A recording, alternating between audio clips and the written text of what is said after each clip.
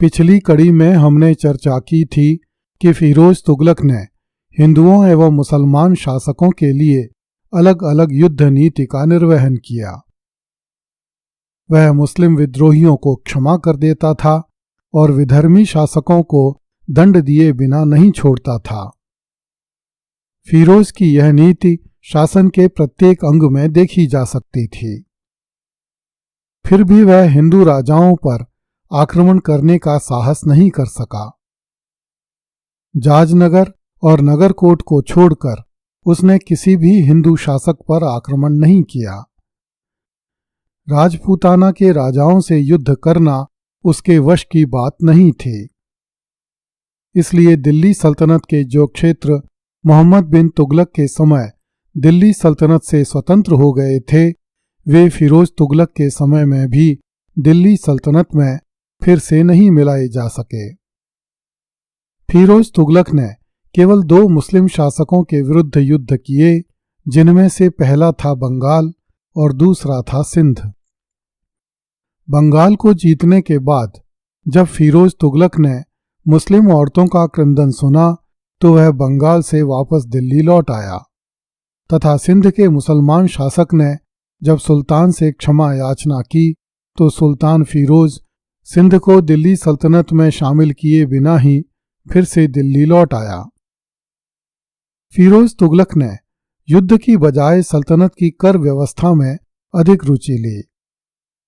फिरोज को सुल्तान बनने से पहले सल्तनत की राजस्व व्यवस्था का कुछ अनुमान था।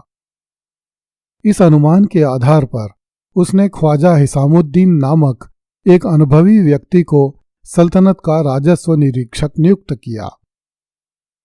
ख्वाजा हिसामुद्दीन ने सल्तनत के राजस्व अभिलेख का अध्ययन किया तथा 6 साल तक विभिन्न प्रांतों में घूम घूम कर सल्तनत के वास्तविक राजस्व का आकलन किया और सुल्तान को सूचित किया कि सल्तनत को खालसा भूमि से प्रति वर्ष 6 करोड़ 85 लाख टन का आय होनी चाहिए। ख्वाजा हिसामुद्दीन की सलाह के अनुसार सुल्तान फिरोज शाह तुगलक ने सल्तनत की संपूर्ण खालसा भूमि के लिए प्रति वर्ष 6 करोड़ 85 लाख टन का भू राजस्व एकत्रित करने का लक्ष्य निर्धारित कर दिया। यह एक आश्चर्य की ही बात थी कि जब तक फिरोज शाह तुगलक दिल्ली सल्तनत के सुल्तान के पद पर बैठा रहा, दिल्ली सल्तनत को खालसा भूमि से इतनी ही आय होती रही। खालसा भूमि का अर्थ होता है वह भूमि जो शुद्ध रूप से केंद्र सरकार के अधीन हो। सल्तनत की आय का प्रमुख साधन भूमि कर था, किंतु भूमि कर के अतिरिक्त भी आय के साधन थे। चूंकि सुल्तान को सैनिक अभियानों पर धन व्यय नहीं करना पड़ता था, इसलिए उसे राजकोष भरने की उतनी चिंता नहीं थी जितनी शासन को दृढ़ता देने की। फिरोज शाह तुगलक ने कुरान के नियमानुसार जनता पर केवल 4 कर खिराज, जकात, जजिया तथा खाम जारी रखे। शेष समस्त कर उसने हटा दिए। अरब आक्रमण के समय से ही ब्राह्मण जजिया कर से मुक्त थे, किंतु फिरोज शाह तुगलक ने उलेमाओं के कहने पर ब्राह्मणों पर भी जजिया कर लगा दिया। शाक्त संप्रदाय के हिंदुओं का फिरोज शाह तुगलक ने विशेष रूप से दमन किया। खाम अथवा खम्स लूट में प्राप्त माल को कहते थे। कुरान के अनुसार सुल्तान को लूट में से केवल 20% कर लेना चाहिए।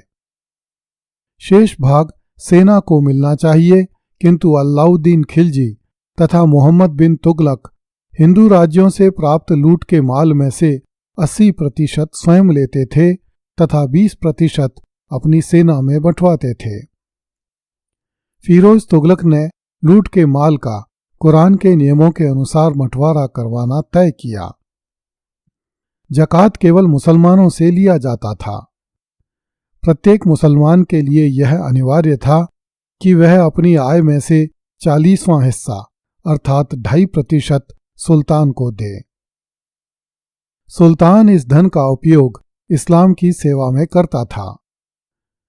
वह मुसलमान किसानों से 15% भू राजस्व के रूप में लेता था, जबकि हिंदू प्रजा को अब भी 50% कर के रूप में देना पड़ता था।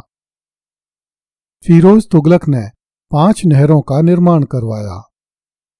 इनमें सबसे लंबी नहर 150 मील लंबी थी, जो यमुना जी के जल को हिसार तक ले जाती थी। दूसरी नहर 96 मील लंबी थी, जो सतलज एवं घग्गर को आपस में जोड़ती थी। तीसरी नहर मांडवी तथा सिरमौर की पहाड़ियों से आरंभ होकर हांसी तक पहुंचती थी। चौथी नहर घग्गर से फिरोजाबाद तक तथा 5वीं नहर यमुना जी से फिरोजाबाद तक पहुंचती थी। फिरोज शाह तुगलक ने किसानों के लिए 160 कुएं भी खुदवाए।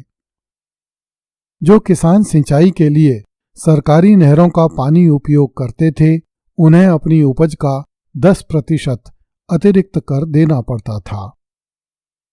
इस प्रकार मुसलमानों को 25% और हिंदुओं को 60% भू राजस्व कर देना पड़ता था।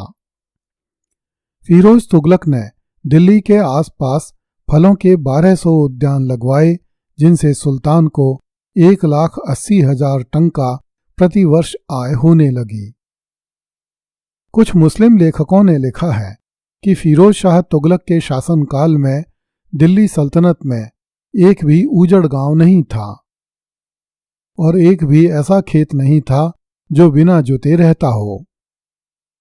इस कारण फिरोज शाह तुगलक के शासन में दिल्ली सल्तनत में इतनी फसल होती थी कि सल्तनत में अकाल पड़ने बंद हो गए। शम्से शिराज अफीक नामक एक लेखक ने लिखा है, जनता के घर अन्न, संपत्ति, घोड़ों तथा फर्नीचर से भरे पड़े थे। प्रत्येक व्यक्ति के पास प्रचुर मात्रा में सोना तथा चांदी थे। कोई ऐसी स्त्री नहीं थी जिसके पास आभूषण न हो, और कोई ऐसा घर नहीं था जिसमें अच्छे पलंग और दीवार न हो। धन खूब था और सभी लोग आराम से रहते थे। इस युग में राज्य को दिवालियापन का सामना नहीं करना पड़ता था। 2 आब से 80 लाख टंका की आय होती थी और दिल्ली का राजस्व 6,85,00,000 टंका तक पहुंचता था।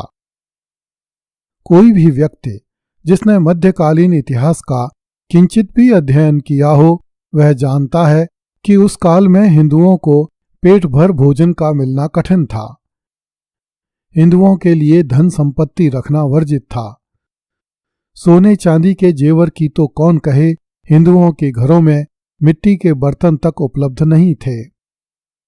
इसलिए यह कहना कठिन नहीं है कि या तो शम्से शिराज अफीक ने पूरी तरह से झूठ लिखा है या फिर उसका यह कथन उस काल की मुस्लिम प्रजा के लिए है।